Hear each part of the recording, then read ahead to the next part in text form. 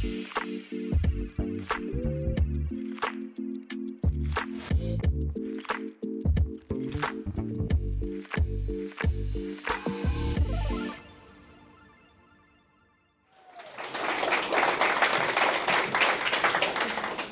you. When I first got asked to be part of this talk, I actually had a 4-minute speech. And so Allison, thank goodness, gave me a lot of pointers to extend my speech to actually give a lot more value to you all. And so I'm doing things a little bit differently. Instead of winging it like I always do, I actually wrote shit down. So that means that I have papers to actually look at. So one, I love the thrill of competition. Whether it's in video games, board games, or even life itself. As the president of the Gamers and a community that celebrates women who game, I made it my mission to elevate the voice of women in the gaming industry and to help them succeed in their careers and education. You see, I can't do both at the same time. So gaming isn't just a hobby. It's a way of thinking, connecting, and creating. And today, I'm excited to share with you how you can harness the same power to gamify your sales and your business. All right, so since we all just ate a delicious lunch, I'm gonna make you all stand up. Wait, hold on.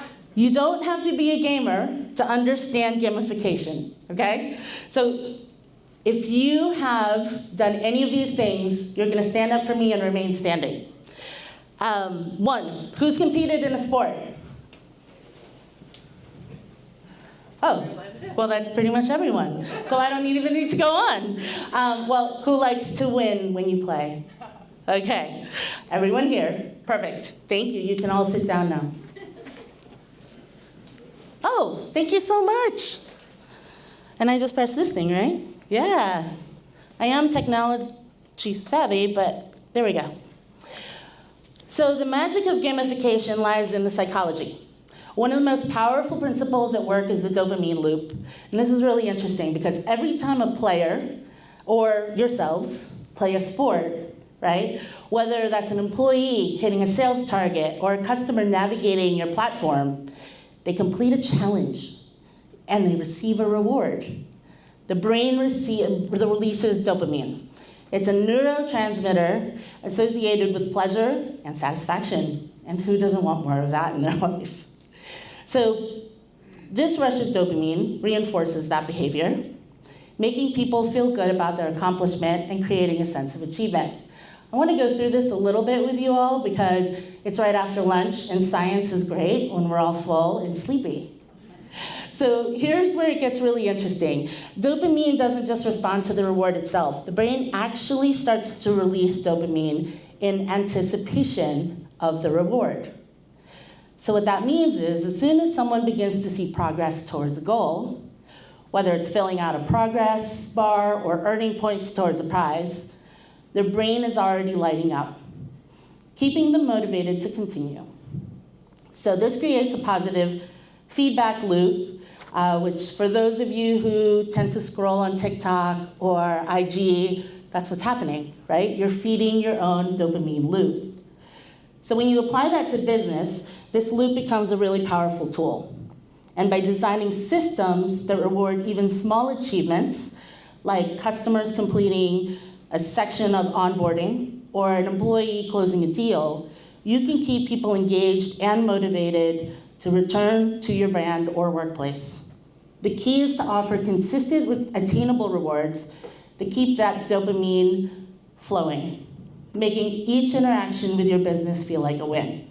So this is how gamification turns occasional users or disengaged employees into loyal advocates who come back again and again, driven by the satisfaction they associate with your business. In Roxana's world, this is the mafia, right? So imagine your business is a game. It's a game where customers become players, your employees are the heroes, and every level unlocks exciting rewards. So it's more than just fun, it's effective. And today, I'm gonna show you how gamifying your business can transform the way you operate engage customers, and drive results. So the first way you can do that is harnessing the power of storytelling. Kara is an amazing storyteller. And she shared with you this story, right, about how she engaged her customers. I personally wrote so many notes that I completely failed to take photos of her, as she asked. Gamification is powerful because it taps into the fundamental human motivation. It's our desire for progress, for mastery, for competition, and belonging.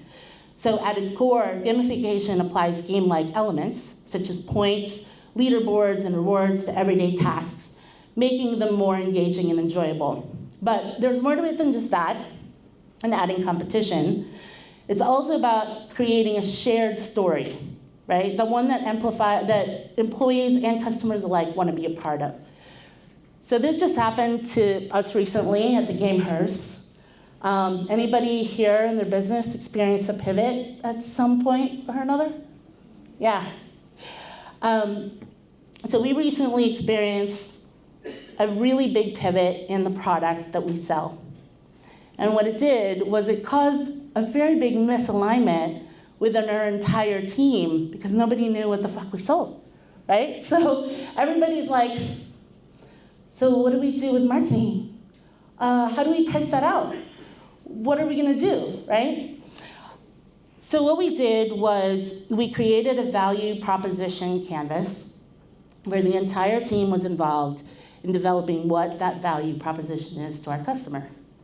So with the entire team buy-in, we can then create a much stronger story that we can give to our customers in regards to what it is that we sell and what value we provide to our customers. So by giving everyone ownership of that narrative, we identified some incredible pain relievers and gain creators for our customers. The process also created alignment across all the departments between biz dev, marketing, and operations. We all came together to understand how each of their roles helped to build a sales culture within our company. So the process taught us the importance of storytelling in our business. And of course, because you gamify everything, the most engaged and the most involved people who contributed to the conversation and workshops, they received a $10 Starbucks card for their efforts. Super simple, super easy, not a big deal. However, it created that dopamine loop that kept our team excited about the process of creating our own value proposition for our customers. So an example that you can take back to your company is perhaps treating your customer journey as a story where they are the hero. Each interaction with your product is a step towards mastery, whether that's learning how to market without stress, whether that's learning to treat their customers like the mafia and not putting horses in their beds. But it's another way to engage with your story. The second way that you can do this is to create clear goals and instant feedback. So in games, players always know what they need to do next. When you're training for your 5K, or you're running a race, or you're playing for your sport, you know when practice is, right? You know when to go. And this can be done through leaderboards. How are you doing on your time? How are you getting better? How are you improving? These are things that you have to remember to do for your team and for your customers in order to keep them engaged. And once again, keep that dopamine loop going. So at the Gamehers, we've implemented a weekly sprint format. For those of you who are in technology, are very familiar with sprints. It's something that as a marketer and a salesperson, I don't personally normally do. However, what I have found is that it has organized a lot of the processes that we have. In addition to that, it also gives us really good touch points and milestones that we can track against so that people can follow along, the team can follow along, and sales are increasing because of it. We've also incorporated a structured feedback system calling the Get Things Done form. So being in a company where our employees are completely remote, I have spent a lot of time wondering what fills up my team's bandwidth. Anybody ever wonder that? Right?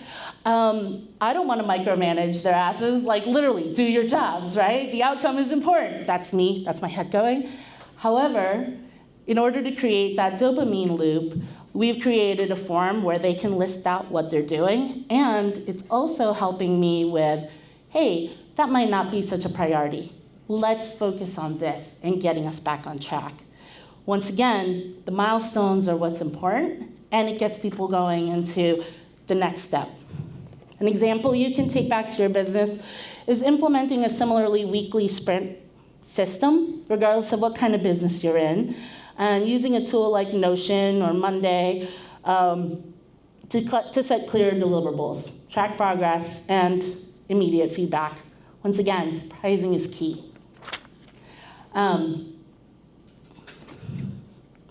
Third is incorporate challenges and rewards. Challenges makes games exciting, and by introducing them to your business, you can drive motivation for both your team and customers. The key isn't just the challenge itself, but for both your team and customers, but the key is the reward at the end, right? They just talked about outcomes. To me, that's the most important thing. How do I get my outcome? How do I get paid? So at the Game Hers, we've seen firsthand how challenges can motivate the community who are our customers. So we have a network of brand ambassadors and influencers who actively refer their communities and followers to download our app.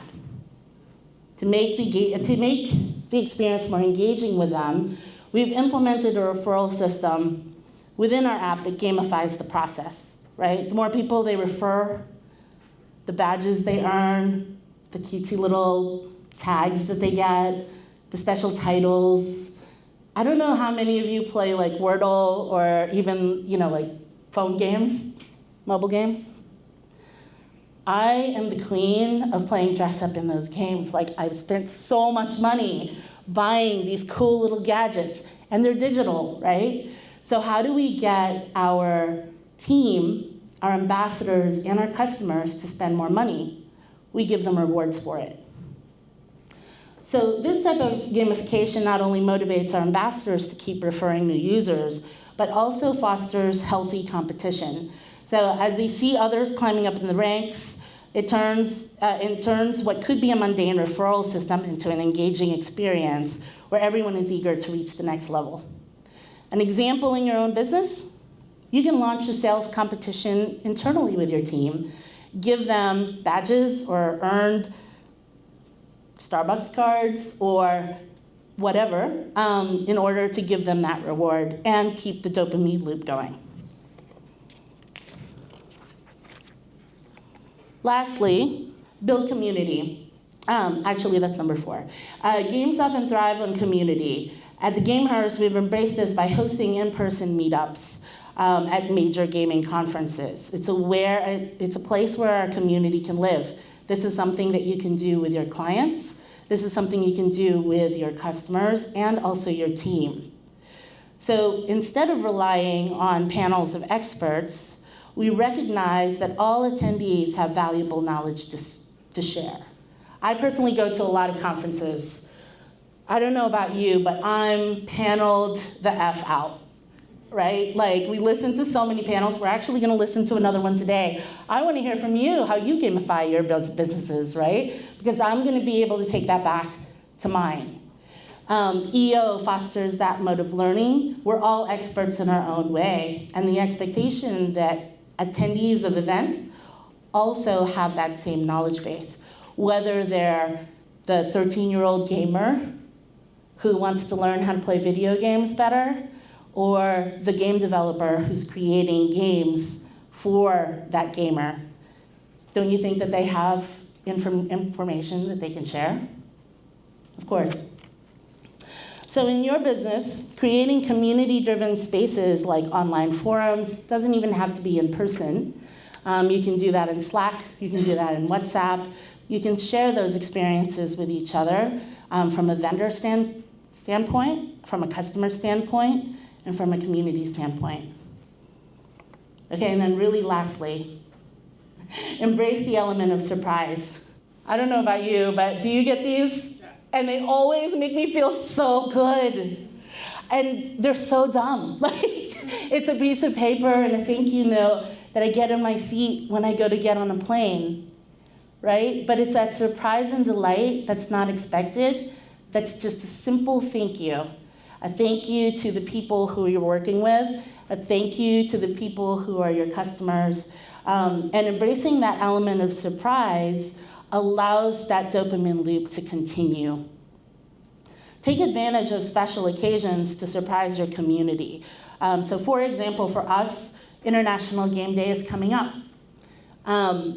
We're giving away a PlayStation 5 inside our app for everybody in our community and anybody who downloads it. And what that does is, once again, it's that surprise and delight. We didn't even have to pay for the PlayStation.